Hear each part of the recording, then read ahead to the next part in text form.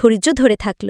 একদিন রোদেলা দুপুরে যারা দেখতে পেল মসজিদের পাশে কিছু কাঠের টুকরো, পুরনো কাঠ, পেরেক আর দড়ি, ভাঙা দোকান ঘরের অবশিষ্ট জিনিস। তার চোখ জ্বলে উঠল। সে দৌড়ে বাবার কাছে গেল। তার মাথায় এক নতুন আইডিয়া। বাবার সাহায্যে তারা দিনরাত কাজ করল। পুরনো কাঠ, পেরেক, এমনকি তাদের ভাঙা নৌকার দড়িও ব্যবহার করল। আর কাজ করতে করতে তারা ফিসফিস করে বলল, হাসবুনাল্লাহু ওয়া নি'মাল ওয়াকিল, অর্থ আল্লাহ আমাদের জন্য যথেষ্ট আর তিনি সেরা কর্মপরিচালক। শেষে তাদের নতুন নৌকা পানিতে ভাসল। এটা তেমন সুন্দর নয়, কিন্তু মজবুত। যারা হাসল আর নাম দিল সবর, যার অর্থ ধৈর্য। আবার যখন তারা মাছ ধরতে গেল, প্রথম জালেই উঠল ভরে থাকা মাছ। যত মাছ তারা জীবনে কখনো ধরেনি তার থেকেও বেশি।